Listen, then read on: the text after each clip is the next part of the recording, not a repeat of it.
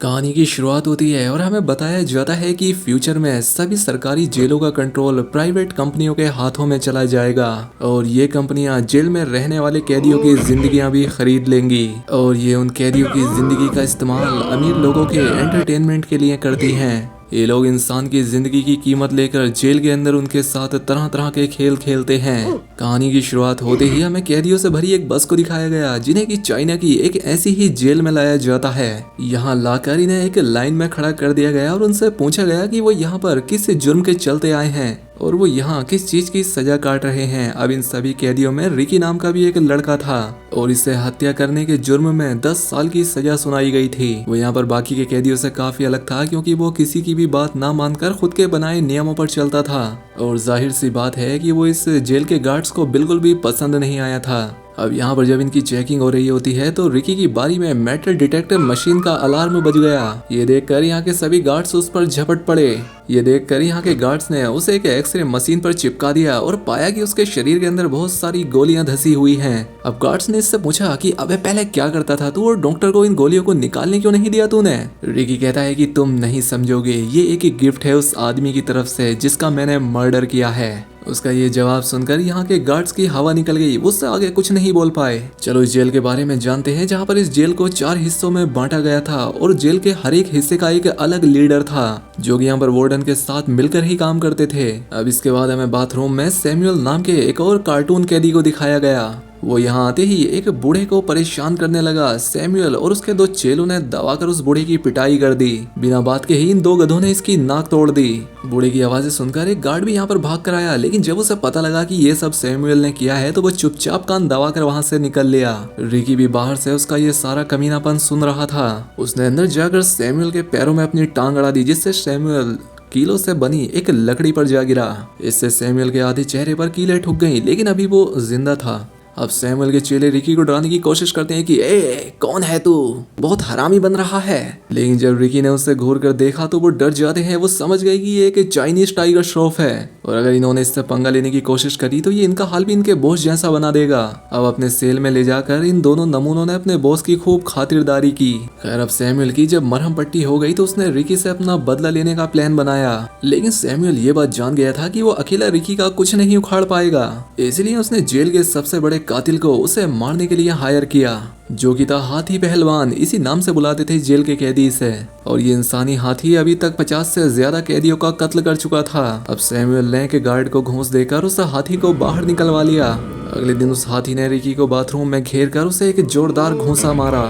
अब भाई साहब रिकी का दिमाग खिसक गया था और एक घूंसे में ही उसने इस हाथी की अंतड़ियां बाहर निकाल दी। और इसके बाद जब सैमुअल ने रिकी के बीच आने की कोशिश की तो रिकी ने उसे इतनी जोर से घूंसा मारा कि वो उसके पेट के आर पार हो गया और इससे सैमुअल भी मारा गया। इसके बाद जब गार्ड रिकी को लेकर जा रहे होते हैं तो वेस्ट विंग का लीडर हाई उससे मिलने के लिए आया। उसने उससे कहा कि यार तू तो कमाल का बंदा है, तो क्यों ना तू मेरी गैंग में शामिल हो जा। लेकिन रिकी को इसका ये ऑफर ज्यादा पसंद तो नहीं आता, लेकिन इसके लिए वो ना भी नहीं करता और यहाँ से चला गया। इसके बाद हमें रिकी के पास्ट को दिखाया गया जहाँ पर उसके पेरेंट्स की जान चली गई थी। तो वो अनाथ आश्रम में रहा करता था और एक दिन जब वो अपने पेरेंट्स की कब्र पर गया तो यहाँ पर रिकी को अपने चाचा मिले जो कि एक बहुत बड़ा कुंफू मास्टर था। उन्होंने रिकी को देखते ही पहचान लिया कि एक बहुत बड़ा कुंफू मास्टर बन सकता है और इसके बाद वो रिकी को कुंफू सिखाना शुरू कर देते हैं। वो हर रोज उसकी प्रैक्टिस कब्रिस्तान में ही कराने लगे। अब रिकी को भी इसमें बहुत मजा आने लगा और ट्रेनिंग पर पूरी तरह से ध्यान देने के लिए उसने स्कूल जाना भी बंद कर दिया। समय गुजरता गया और रिकी अपनी कला में निखरता चला गया और आखिर में वो अपनी छाती से एक पत्थर तोड़ देता है और यहाँ पर उसकी ट्रेनिंग पूरी होती है। सीन प्रेजेंट में आया और रिकी को जेल के वार्डन हुक के पास लाया गया। इसके नाम की तरह ही इसके हाथ में एक हुक लगा होता है और जब गार्ड ने उसे बताया कि रिकी ने क्या किया है तो ये पागल आदमी गुस्से से भर गया। उसने अपना हुक रिकी के हाथ में गाड़ दिया। उसने उससे पूछा तेरे अंदर कितनी ताकत है, तेरी इस ताकत का राज क्या है। लेकिन रिकी ने जब जवाब नहीं दिया तो उसने रिकी की गर्लफ्रेंड का उसे एक फोटो दिखाया। फोटो दिखाकर वो उसकी गंदी वाली बेइज्जती करने लगा और ये देखकर रिकी को गुस्सा आ गया, जिससे गुस्से में उसने टेबल को ही तोड़ दिया और हुक को वार्निंग दी कि अगर तुझे जिंदा रहना है तो अपने काम से काम रख, मेरे बीच बिल्कुल मत आना। क्योंकि 1 साल पहले रिकी की जिंदगी बहुत ही रंगीन थी। वो अपनी गर्लफ्रेंड फीफी से बहुत प्यार करता था। ये दोनों बहुत ही जल्द एक दूसरे से शादी करने वाले थे, लेकिन ऐसा शायद इनकी किस्मत को मंजूर नहीं था। एक दिन जब फीफी घर जा रही थी तो उसने कुछ गुंडों को हॉस्टल के स्टूडेंट्स में अफीम बांटते हुए देखा। उन गुंडों ने फीफी को देख लिया और वो उसे पकड़कर अपने बॉस के पास ले गए। बॉस ने अपनी गंदी नजरों से फीफी को देखा, लेकिन वो अपनी जान बचाकर वहां से भागने लगी। वो छत पर पहुंच गई, लेकिन अंधेरे की वजह से उसे यहाँ कुछ दिखाई नहीं दिया और वो सीधा छत से नीचे ही गिर गई, जिससे उसकी जान चली गई। अब मानो रिकी की तो पूरी दुनिया ही उजड़ गई थी, इसीलिए वो अपनी गर्लफ्रेंड का बदला लेने के लिए उसे लीडर के पास गया। अब लीडर उस पर बहुत सारी गोलियां चलाता है और ये सारी गोलियां उसे लगती भी हैं, लेकिन फीफी को खोने के दर्द के सामने ये दर्द कुछ भी नहीं था। रिकी ने उसके पास जाकर एक ही घूंसे में उसका सर फोड़ दिया और इसी वजह से रिकी को जेल जाना पड़ा था। खैर, अब अगले दिन वेस्ट विंग के जो साथी थे वो सैमुअल के उस चमचे पर हमला कर देते हैं, क्योंकि इसने सैमुअल के कंधों पर कूदकर इन सभी से दुश्मनी जो ली थी। अब क्योंकि जब इनका बॉस ही नहीं रहा तो ये सभी लोग इससे बदला लेने आए थे, लेकिन तभी यहाँ पर हाय आ जाता है और इन सभी को रोकता है।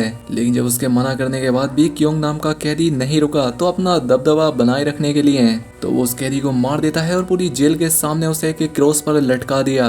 वो कहता है कि अगर किसी में दम है और मेरे खिलाफ आकर क्योंग को बचाना चाहता है तो वो मेरे सामने आए। अब ये लोग अपने साथी को बचाना तो चाहते थे, लेकिन हाय के सामने जाने की किसी की भी हिम्मत नहीं थी। अब रिकी क्योंग को बचाने के लिए आगे आता है और इन दोनों की यहाँ पर फाइट होने लगी। हाय यहाँ पर रिकी की आंखों में एक पाउडर डाल देता है ताकि उससे कुछ भी दिखाई ना दे। अब मौके का फायदा उठाकर उसने रिकी के दाएं हाथ की एक नस भी काट दी और इससे रिकी का हाथ पैरालाइज हो जाता है, जिसके बाद रिकी ने पानी के फुहारे से अपनी आंखें धोई और अपनी नस को फिर से हाथ से बांधकर लड़ने के लिए तैयार हो गया। इसके बाद रिकी हाई के सर के पीछे एक भयंकर थप्पड़ मारता है और ये थप्पड़ इतना जोरदार होता है कि उसकी आंख ही बाहर आकर गिर गई। अब हाई अपने आप को हारता देखकर अपने पेट पर एक कट लगाता है और अपनी छोटी हाथ बाहर निकाल लेता है ताकि वो इससे फंदा बनाकर रिकी के गले में डालकर उसे मार सके। तो दोस्तों, देखा कितने अजीब काम कर रहा है ये हाय। और अब रिकी ने उसकी खोपड़ी पर एक जोरदार घूंसा मारा, जिससे वो हाय को हमेशा के लिए गुड बाय कर देता है। अब उसे मारने के बाद रिकी ने उस आदमी को नीचे उतारा। अब असिस्टेंट विंग की सिक्योरिटी के लिए बाकी के तीनों लीडर भी यहाँ आ गए। अगले दिन रिकी सो नाम के एक आदमी से मिला। अब क्योंकि एक लीडर ने उसकी जीप काट दी थी, जिसके चलते वो बात नहीं कर पाता था, इसलिए रिकी ने उसे अपनी बांसुरी दी। तो बदले में खुश होकर उसने रिकी को कुछ अफीम के पत्ते दे दिए। अब यहाँ पर छानबीन करने पर रिकी को पता लगता है कि जेल के साउथ विंग में वहाँ का लीडर और हुक मिलकर अफीम की खेती करते हैं, जिससे कि बाद में स्कूल के बच्चों को बेचा जाता था। अब क्योंकि फीफी की मौत भी इस अफीम की वजह से ही हुई थी और अब इसीलिए रिकी इसे रोकना अपने जीवन का मकसद बना लेता है। अब कुछ दिनों के बाद उन गैंग लीडर को शो और रिकी की दोस्ती के बारे में पता लगा, जिसके चलते उन्होंने शो को घिनौने तरीके से मारकर जेल से बाहर फेंक दिया ताकि वो सभी कैदियों के लिए एक सबक बन जाए। अब रिकी को अपने नए दोस्त की मौत का बहुत दुख हुआ और इसी वजह से उसने उस रात पूरी अफीम की फसल को आग लगा दी। अब साउथ विंग का लीडर रिकी पर झपट पड़ा और रिकी उस पर काफी भारी पड़ रहा था और इसीलिए बाकी के दो लीडर भी आ गए और अब ये तीनों मिलकर रिकी से लड़ने लगे। साउथ लीडर इन सब में दिमाग से तेज था, तो नॉर्थ लीडर तेज धार वाले तारों से लड़ने में माहिर था और ईस्ट लीडर उन सब में से शरीर की ताकत से ज्यादा था। इन तीनों ने अपनी शक्तियों को मिलाकर रिकी को काबू में कर लिया। इसके बाद इन लोगों ने इसे एक रूम में लाकर बंद कर दिया, जिसके बाद ईस्ट विंग का लीडर अकेले में रिकी से लड़ने पहुंचा। लेकिन तभी ये पूरा कमरा गीली सीमेंट से भरने लगा। लेकिन फिर भी यहाँ पर रिकी ने किसी तरह से अपनी और ईस्ट विंग लीडर की जान बचाई। लेकिन इससे पहले रिकी हुक को छू पाता, उसके शरीर पर जो सीमेंट चिपकी थी वो टाइट होने लगी, जिस वजह से उसका शरीर पूरी तरह से जम गया। अब अगले दिन जो इस पूरी जेल का मालिक था वो अपने बिगड़ेल बेटे वोंग के साथ यहाँ पहुँचता है। अब भारी शरीर होने के चलते ये मोटा वहीं कारपेट पर फिसल कर गिर गया और इन पागल आदमियों ने इस बात के लिए उस कारपेट बिछाने वाले आदमी को ही मार डाला। वार्डन इस जेल के कैदियों के साथ कीड़े मकोड़ों की तरह व्यवहार करता था और जब उसने यहाँ पर अफीम की खेती में आग लगने वाली बात सुनी तो वो गुस्से से पागल हो गया। हुक उसे उस सेल के पास लाया जहाँ पर उन्होंने रिकी को बांध कर रखा था। उसका पूरा शरीर अभी भी सीमेंट से जमा पड़ा था, लेकिन वार्डन को देखते ही रिकी उस सीमेंट की परत को पल भर में तोड़ डालता है और जल्दी से उसने वार्डन की गर्दन पकड़ते हुए उसे धमकी दी कि अफीम की खेती करने की वजह से मैं तुम्हें मारूंगा जरूर। अब ईस्ट विंग का लीडर यहाँ पर रिकी को रोकने के लिए पहुंच गया और वो इतना ज्यादा ताकतवर था कि उसने जेल की सलाखों को ही मोड़कर रिकी के हाथ के चारों तरफ घुमा दिया। इसके बाद वो वार्डन और उसके बेटे के एंटरटेनमेंट के लिए रिकी को बुरी तरह से पीटने लगा। लेकिन इसी दौरान उसे कानिया हुक ने फिर से इसकी गर्लफ्रेंड फेफे का नाम ले दिया, जिसने कि एक बार फिर से रिकी की अंदर की आग को जला दिया। रिकी ने किसी तरह से अपने हाथों को आजाद कर लिया और अपनी पूरी ताकत से ईस्ट विंग के लीडर की गर्दन पर घूंसा मारा। जिससे उसकी वहीं पर जान चली जाती है। लेकिन इससे पहले वो वार्डन तक पहुंच पाता, लोहे की बनी वो छत नीचे आने लगी, जिससे रिकी अपने आप को उसके नीचे कुचले जाने से बचाने लगा। लेकिन वो वार्डन के आखिरी जाल में फंस गया और उसे वार्डन के बनाए हुए एक गड्ढे में दफन कर दिया गया। जिसके बाद इन लोगों ने बंदूक की नोक पर बाकी कैदियों से इस गड्ढे को भरने के लिए कहा। सभी कैदी डरते डरते इस काम को करने लगे और उसे सांस लेने के लिए सिर्फ एक बांस दिया गया। अगले 7 दिनों तक वो इसी तरह से यहाँ इस गड्ढे में दफन रहा और 8वें दिन वार्डन ने यहाँ आकर उसकी लाश को बाहर निकालने का हुक्म दिया, ताकि सभी को सबक लग जाए कि उसके खिलाफ जाने का अंजाम क्या होता है। लेकिन जब उसे बाहर निकाला गया तो वो एकदम सही सलामत था, मरना तो दूर की बात है। वो अपने शरीर पर बंधी जंजीरों को तोड़कर तुरंत बंदर की तरह छलांग लगाकर बाहर आ गया। सभी कैदी उसे जिंदा देखकर बहुत खुश हो गए, लेकिन फिर भी एक हफ्ता बिना खाना पानी के वो काफी कमजोर हो गया था। इसलिए साउथ विंग के लीडर ने बड़ी आसानी से उसे पीट लिया। इसके बाद जब रिकी की आंखें खुली तो उसने अपने आप को लोहे से बने एक शिकंजे के बीच में पाया, जहां पर अगर वो थोड़ा सा भी हिला तो उसकी जान जा सकती थी। अब वार्डन ने रिकी की ताकत से खुश होकर उसे अपने साथ मिल जाने के लिए कहा, लेकिन यहाँ पर रिकी ने उसकी इस बात के लिए उसकी बेइज्जती कर दी। इस बात के लिए रिकी को और भी ज्यादा टॉर्चर किया गया। अब यहाँ पर साउथ विंग के लीडर ने रिकी के मुंह में कुछ ब्लेड्स भर दिए और एक के बाद एक ताबड़तोड़ उसके मुंह पर मुक्कों की बारिश करने लगा। लेकिन जैसे ही वो रुका, रिकी ने वो ब्लेड्स वार्डन के मुंह पर दे मारे। अब रात होने पर एक कैदी ने रिकी को आकर खाना दिया और उससे कहा कि तुम हिम्मत कभी मत हारना। ये देखकर हुक रिकी के कमरे में गया, जहाँ पर कि उसने रिकी के सपोर्टर की जान ले ली थी। इसलिए गुस्से में रिकी ने हुक की दूसरी बची ठीक आंख को भी फोड़ दिया। अब ये देखकर बाकी कैदियों ने भी हुक से अपना बदला ले लिया, उन्होंने भी अपना गुस्सा इस पर निकाल डाला। वहीं दूसरी तरफ वार्डन अपने उस गेंडे बेटे को किचन में खिला खिलाकर और भी गेंडा बना रहा था। लेकिन जल्द ही रिकी वहां पर पहुंच गया। नॉर्थ और साउथ विंग लीडर पहले से ही यहाँ पर थे और इन तीनों के बीच एक बार फिर से खतरनाक फाइट शुरू हो गई। लेकिन रिकी इस बार इन दोनों पर भारी पड़ा और इस बार रिकी ने साउथ विंग लीडर को इतनी बुरी तरह से मारा कि नॉर्थ वाला तो उसे देखकर ही वहां से भाग गया। और अब देखकर लग रहा था कि अब रिकी वार्डन की कहानी तो यूं खत्म कर देगा। लेकिन तभी ये वार्डन अचानक से एक विशालकाय राक्षस में बदल गया।